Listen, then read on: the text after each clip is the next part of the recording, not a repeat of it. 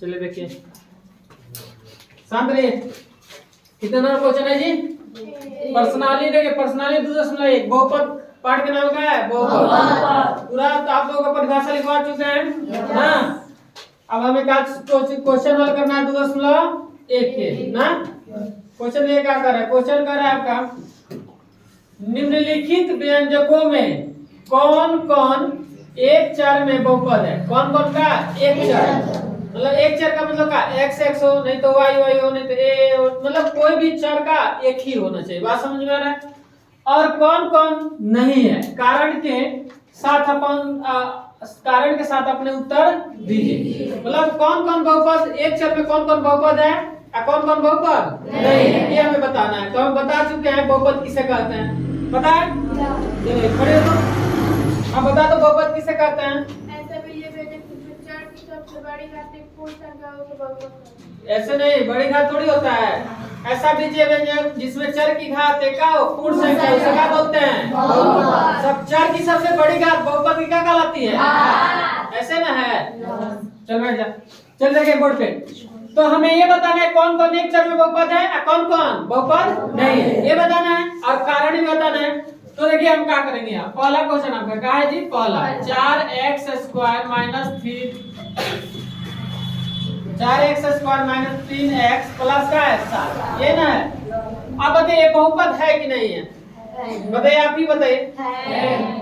बहुपद है क्योंकि इसका पार का है 2, इसका पार 1। तो देख रहे चर बताइए कितने चर वाला है? एक चर वाला है, सिर्फ x x है ना जी। अगर x और y भी रहता दो चर हो जाता। बात समझ में आ रहा? तो ये एक चर में बहुपद है, लेकिन कितने चर में? एक चर में। कितने चर में? ठीक है। अब देखिए इसमें हम क्या लिखेंगे? हम लिखेंगे या एक चर में बहुपद है। बात समझ में आया? यह एक चर में बहुपद है। अब कारण कोई पूछेगा, कारण बताइए। कारण कोई पूछेगा, कारण बताइए। तो हम लिखेंगे, हम बता सकते हैं कि हम जानते हैं कि मतलब चर की घात अगर एक पूर्ण संख्या होती है तो उसे क्या बोलते हैं? बहुपद। कारण बता सकते हैं चर, क्योंकि चर की घात कारण बता सकते हैं। इसमें लिख दें यह एक चर में बहुपद है क्योंकि चर की घात एक पूर्ण संख्या है। अगर बहुपद नहीं होगा तब क्या लिखेंगे? चर की घात पूर्ण संख्या नहीं है। ठीक, अभी हम बार बार नहीं लिखेंगे, बस एक बात लिखाएगा हर तिथि में। अगर होगा बहुपद होगा तो लिखेंगे बहुपद, मतलब क्योंकि चर की घात पूर्ण संख्या है। अगर नहीं होगा बहुपद तो चर की घात पूर्ण संख्या नहीं है। चलिए दूसरा क्वेश्चन देखते हैं। दूसरा इसमें का कितना नंबर जी? 2 नंबर क्वेश्चन देखिए। y² प्लस का है √2। अब बताइए ये बहुपद है कि नहीं है? बहुपद है कि नहीं है? पहले ये बताइए है कि नहीं है? पहले ठीक से बताइए सोच के। कोई बोल रहा है, कोई बोल रहा है नहीं है। पहले ये बताइए है कि नहीं है, बढ़िया से सोचिए। ये बहुपद है? कौन बोल रहा है नहीं? आप बताइए कैसे दिख रहा है कि नहीं है? बहुपद कैसे दिख रहा है कि नहीं? आप लोग बोल रहे नहीं है, बहुपद नहीं है। y कौन इसमें चर है? y क्या है? √2 y ना है। तो बताइए y के ऊपर क्या है? तो दो पूर्ण संख्या नहीं है, बहुपद नहीं है बहुपद है। तो बोल रहा है लोग नहीं है, गधा है लोग। ये क्या है? बहुपद है। कितने चर वाला है? एक। तो हम लिखेंगे या एक चर में, या एक चर में क्या है? बहुपद है। अब कोई पूछे कारण बताइए, तो क्योंकि हम लिख सकते हैं क्योंकि यही बात लिख रहे हैं, क्योंकि चर की घात एक का है, लिख लेंगे क्योंकि चर की घात एक पूर्ण संख्या है। यही आपको हिंदी लिखना है, क्योंकि चर की घात एक पूर्ण संख्या, इसलिए क्या है? बहुपद है। बात समझ में आ रहा है? चलिए तीसरा देखिए। तीसरा क्या है? ये वाला 3√t है प्लस t√2 का है 2। अब बताइए बहुपद है? बोलिए अब देखिए काहे नहीं है, क्योंकि इसका देखिए ये, क्योंकि इसका पावर तो एक है, सही है। देखिए रूट का है, रूट टी है, अगर हम रूट हटाएंगे तो टी के ऊपर 1 बटा क्या हो जाएगा जी 2। तो बताइए पावर इसका क्या हो रहा है, बॉटम हो रहा है, तो पूर्ण संख्या नहीं है 1 बटा 2, 1 बटा 2 पूर्ण संख्या है नहीं। तो बताइए बहुपद है कि नहीं है? नहीं है। क्यों नहीं है? क्योंकि इसका पावर एक पूर्ण संख्या नहीं है। बात समझ में आ रहा है? तो हम लिखेंगे यह बहुपद नहीं है, नहीं है। क्योंकि लिख सकते हैं, क्योंकि चर की घात पूर्ण संख्या नहीं है, पूर्ण संख्या नहीं है। लिख सकते हैं? बोलिए। चलिए अगला क्वेश्चन देखिए, चौथा। कितना नंबर जी? चौथा। अब 4 नंबर क्वेश्चन देखिए, ये भी y प्लस 2 बटा y, ये बताइए है कि नहीं है? नहीं है। क्यों? क्योंकि बताइए अगर इसको हम ऊपर ले जाएंगे इसका पावर माइनस में हो जाएगा जी।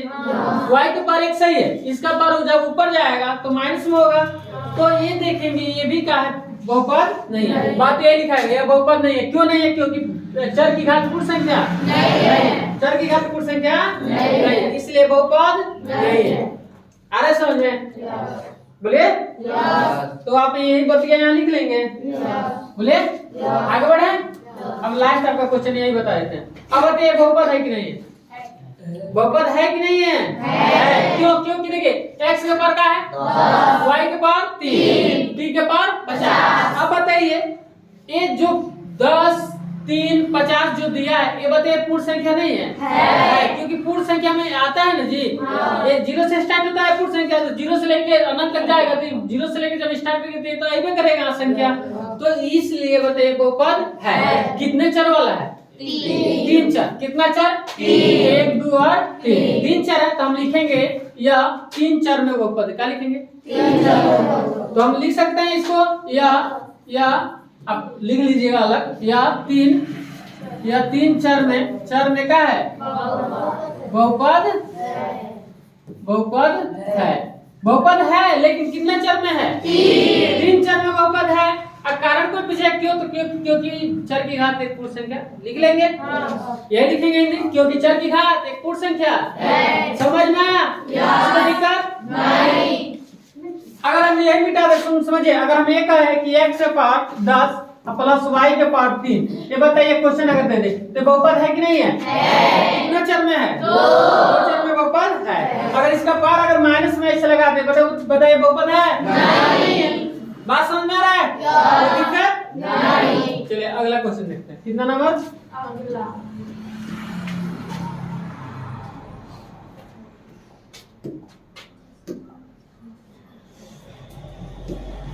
चलिए यहाँ देखिए,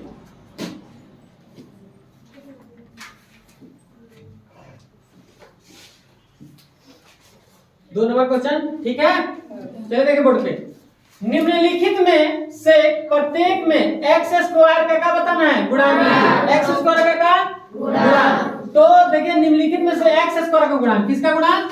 x स्क्वायर का गुणांक लिखेंगे, ठीक है? x स्क्वायर का गुणांक। अब हम गुणांक समझेंगे। x स्क्वायर गुणांक का मतलब x स्क्वायर में किससे गुणा हुआ है? x स्क्वायर में किस अंक संख्या से गुणा हुआ है?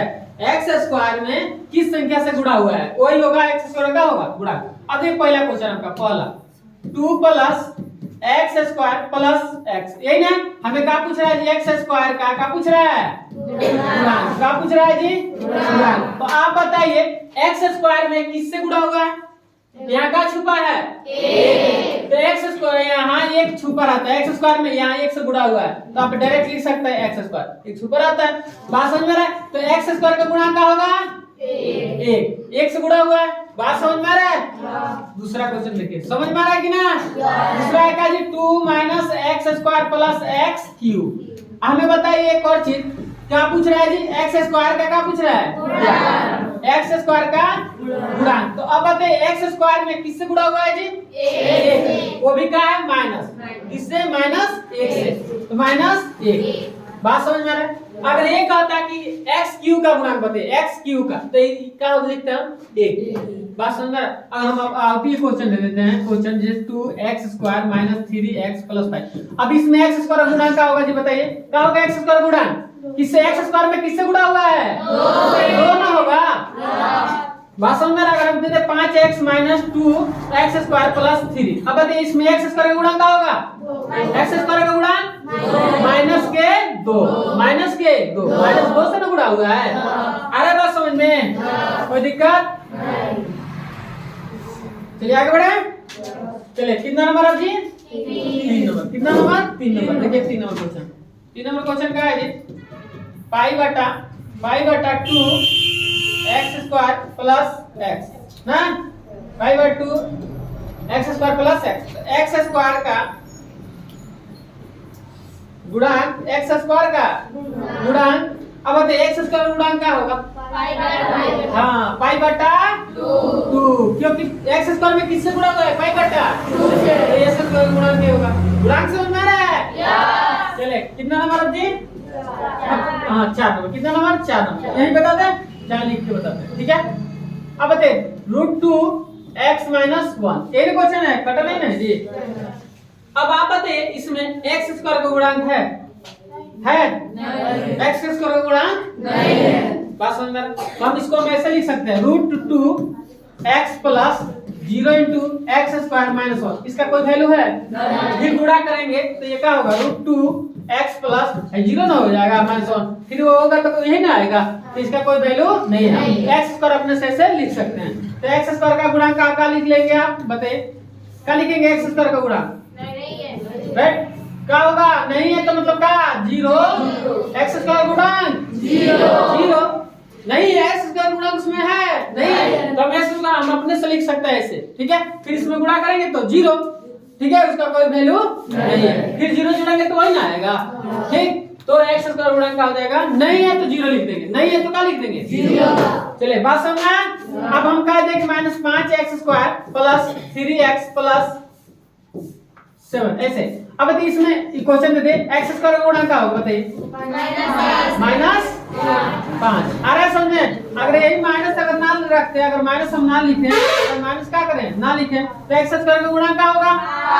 फिर क्या हो जाएगा? 5। मतलब x² में किससे गुणा होगा? वही होगा x² का गुणांक, जिससे गुणा होगा x² में वही होगा। अगर हम सिर्फ यहाँ पूछते कि x का गुणांक बताइए, x का सिर्फ x का गुणांक, तो क्या होगा?